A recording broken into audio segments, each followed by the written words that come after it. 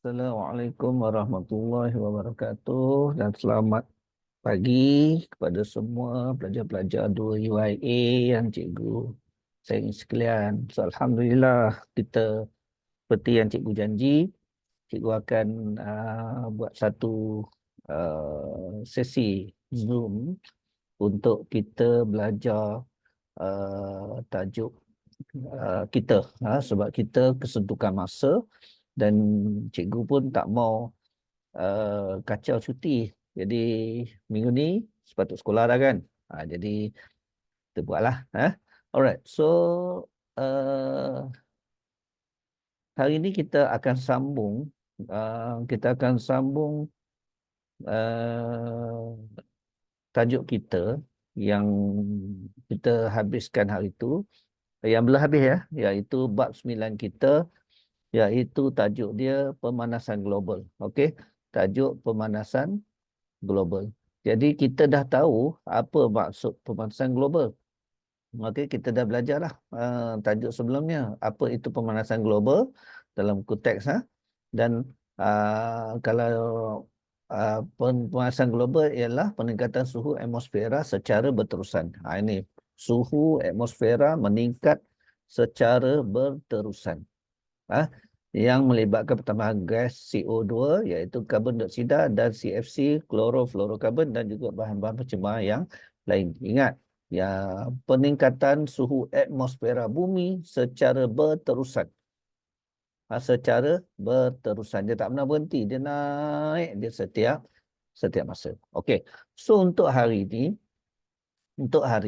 kita akan uh, taj- tajuk kita hari ini kita akan fokus kepada uh, dua perkara. Okey, sekejap cikgu share dulu kepada dua perkara.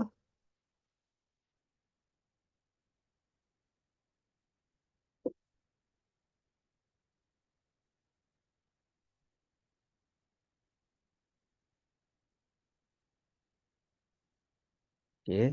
Kita tengok nampak ni cikgu akan tulis di iPad. Pada hari ini kita akan melihat dua perkara. Yang pertama kita nak tengok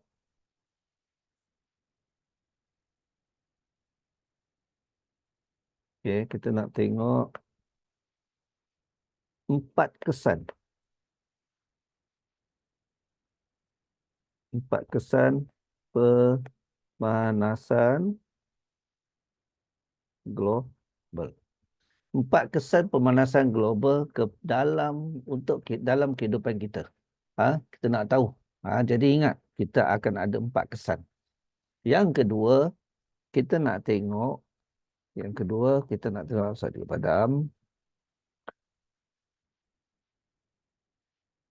Kita nak tengok 5 langkah.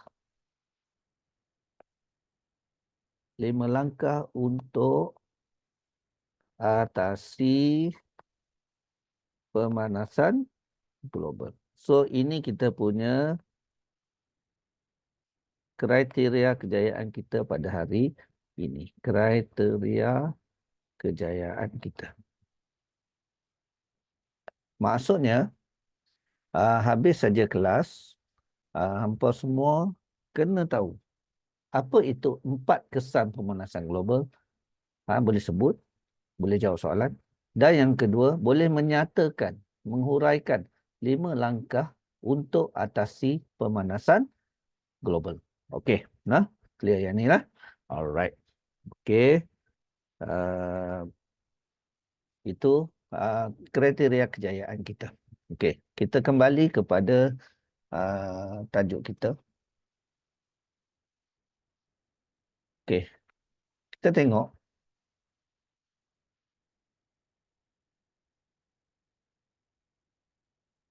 Yang pertama kita nak tengok kesan-kesan pemanasan global.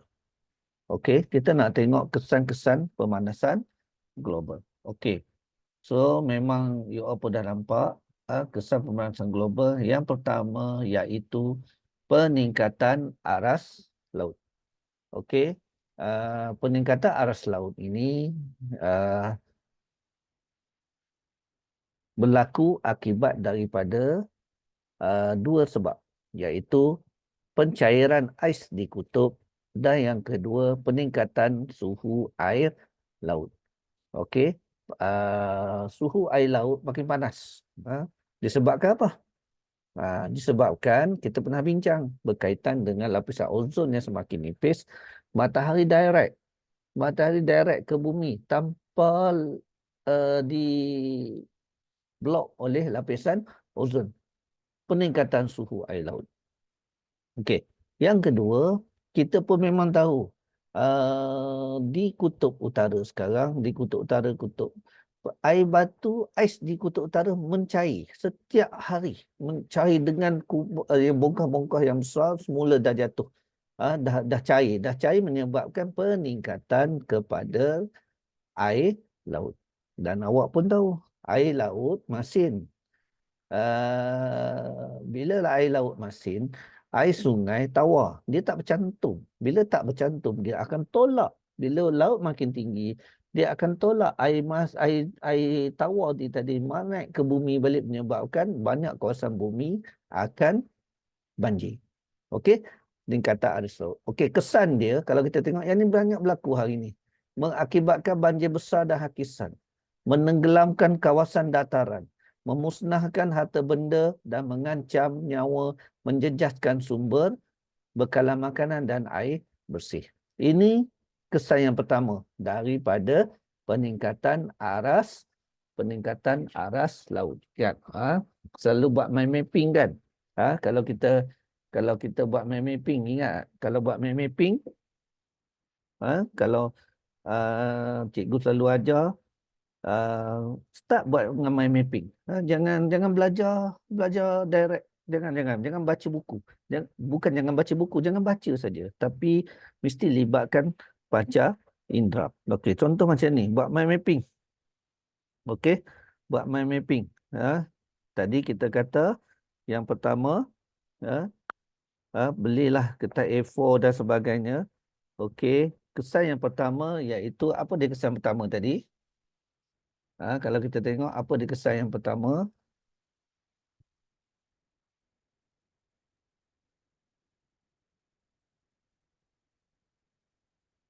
peningkatan uh,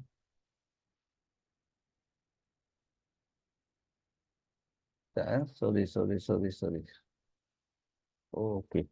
Alright, tadi yang dikata kesan yang pertama uh, iaitu peningkatan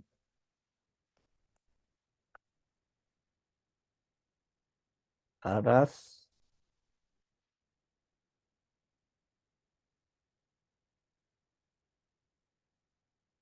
apa ni?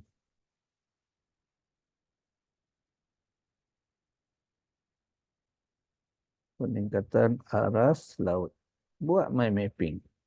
Punca dia ada dua. Yang pertama, laut, suhu laut meningkat. Yang kedua, ais cair. Dia kena macam tu. Okey. Lepas tu, beri 4 kesan.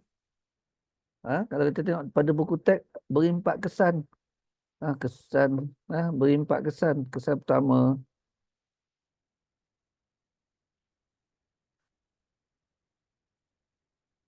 beri 4 kesan. Oh, padam pula. Beri 4 kesan. Kesan 1, kesan 2, kesan 3, kesan 4. Dia kena macam tu. Barulah kita mudah. Alright? Okey, tak apa. Kita tengok balik pada tajuk, pada buku teks. Okey?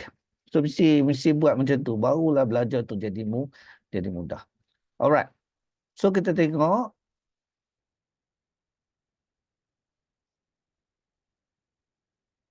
Alright. Okey, cair peningkatan aras laut tadi.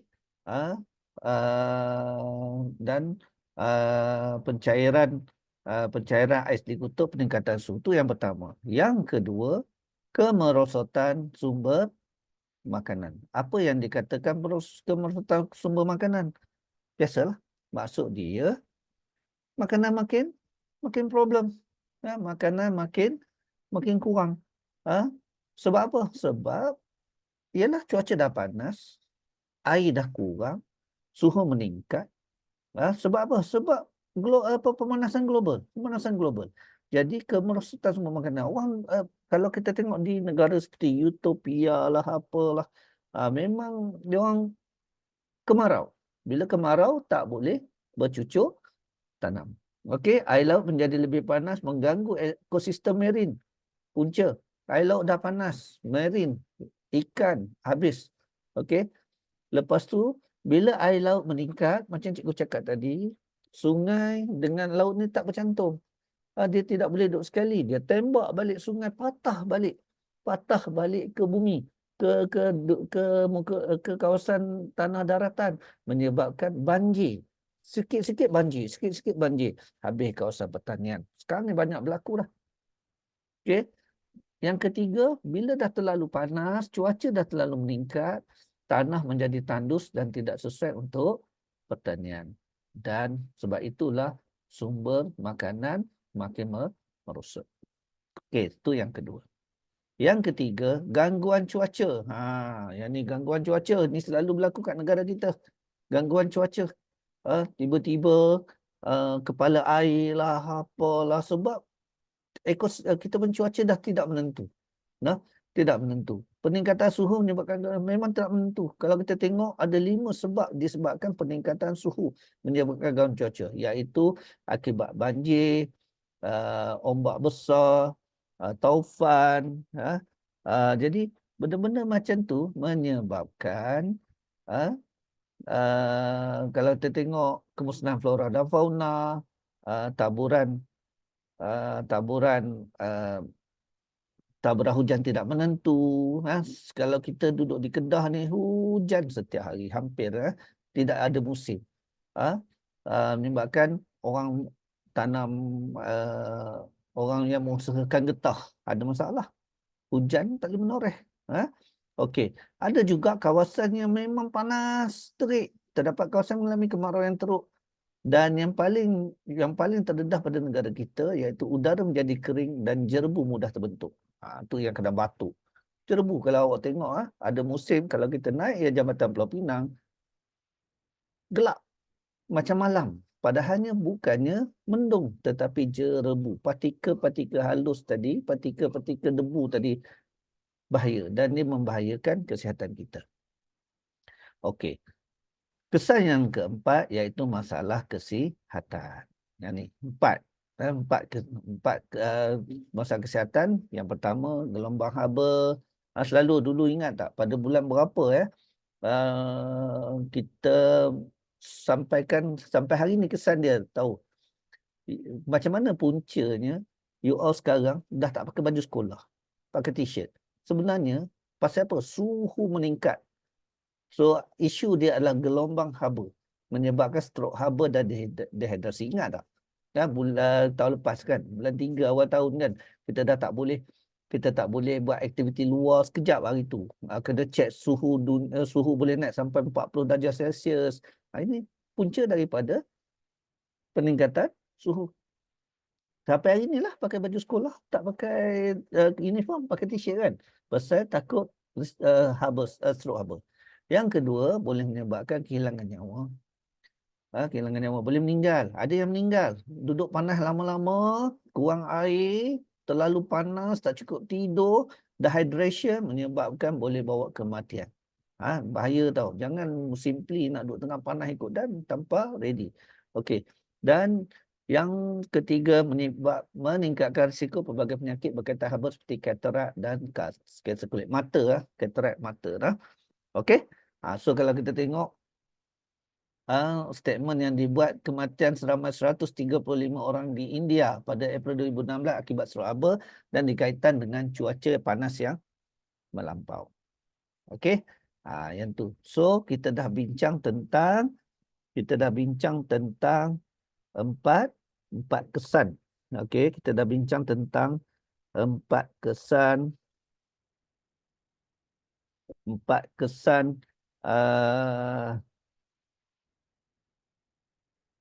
pemanasan global. Kita dah bincang. Okey, kejap cikgu tiba-tiba laptop nak kong. Alright. Yes. Hmm.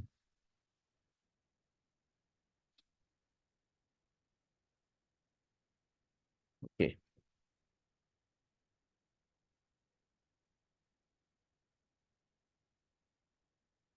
Alright, kita rumuskan sekejap tajuk yang pertama tadi.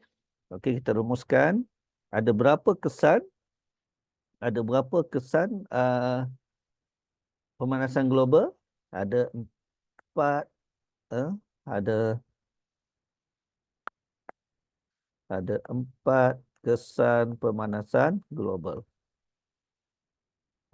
Biasalah cikgu ni suka pakai mind mapping.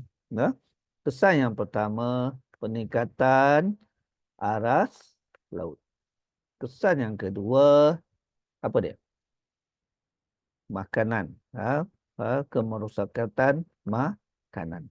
Kesan yang ketiga apa dia tadi? Kalau ingat balik. Kesan yang ketiga, ha? Kalau ingat balik apa yang ketiga tadi? Tak, kita tengok apa yang ketiga tadi. Okey, kesan yang ketiga iaitu gangguan cuaca. Kesan yang keempat, apa dia kesan yang keempat? Masalah kesihatan. Okey? Alright. So,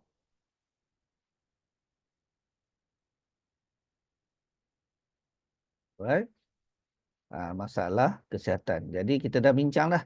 Jadi sepatutnya you all dah tahu dah apa dia kriteria kejayaan pertama, apakah dia kesan pemanasan global.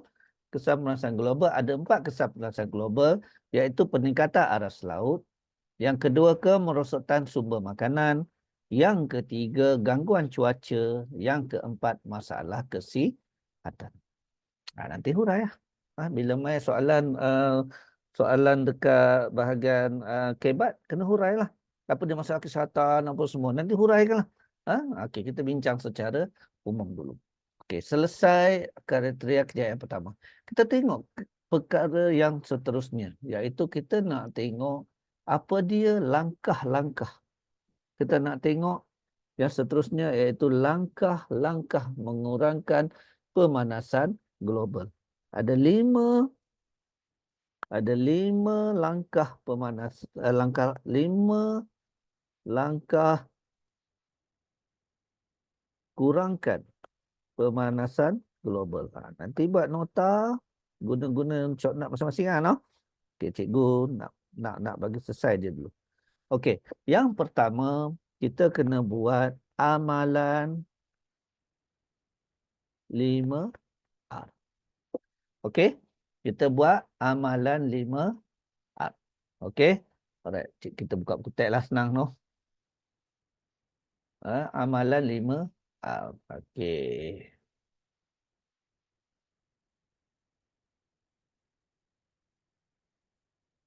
Alright. Kita yang pertama, langkah-langkah mengurangkan iaitu yang pertama amalan 5R. Apa dia? Reuse. Ada 5R tu lah. No? Menanam pokok, berkongsi kenderaan, gunakan pengangkutan awam, amalan sekitar semula, kempen bebas plastik, kempen tak pakai straw, macam-macam. Semua benda itu adalah amal 5R. Okay, yang kedua, penggunaan tenaga mesra alam. Apa dia tenaga mesra alam? Bahan fosil seperti petroleum, gas air batu perlu diganti dengan tenaga yang mesra alam seperti tenaga suria, angin, ombak, asal agar alam sekitar kita terpelihara. Suria ni macam mana? Suria ni kita pakai solar. Kita pakai set solar. Itu suria.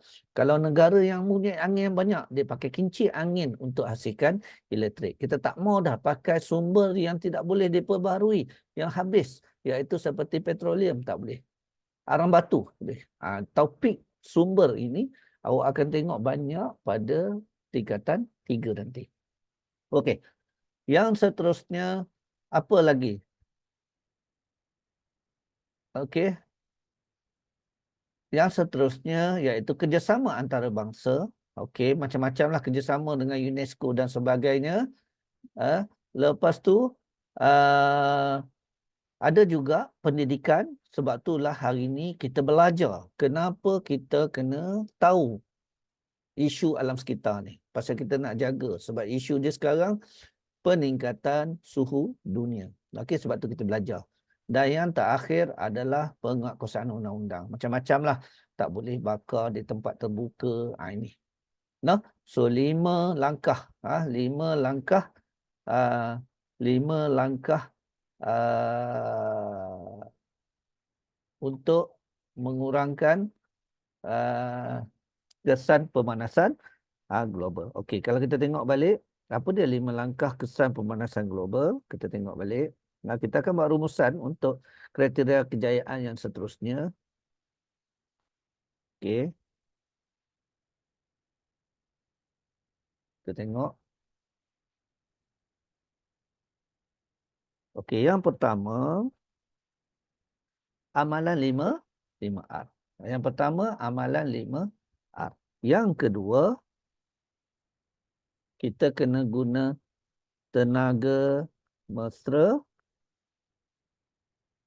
alam. Solar, kincir angin.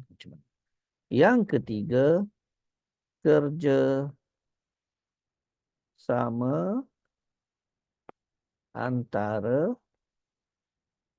bangsa. Okey, kerjasama antara bangsa.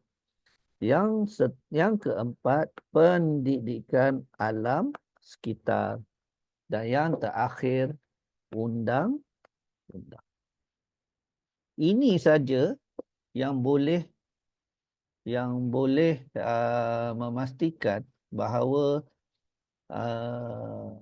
peningkatan suhu dunia ni dapat kita kurangkan. Okey. So kalau kita ulang balik tajuk kita hari ini, kita belajar 2 perkara, iaitu yang pertama 4 kesan. Okey, yang pertama kita belajar 4 kesan 4 kesan 4 kesan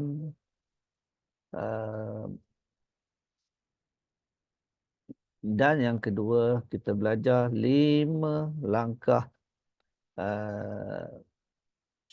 peningkatan suhu dunia, cara nak atasi dia. Okey, 4 kesan dengan 5 langkah. Okey. So cikgu rasa itu saja kelas kita untuk kali ini. Cikgu nak sat lagi lepas habis ni klik link latihan, cuba jawab latihan tu dan submit balik, no? Dan selepas itu bolehlah klikkan link ke hadiran. So itu saja kelas kita, insyaAllah. Kita belajar tadi, ingat kita belajar 4 kesan pemanasan global dan yang kedua 5 langkah mengurangkan kesan pemanasan global. Okey, itu saja. InsyaAllah kita akan buat kelas lain-lain lagi. Kalau tak ada masalah, no, kita jumpa lagi pada bersemuka. No? Alright.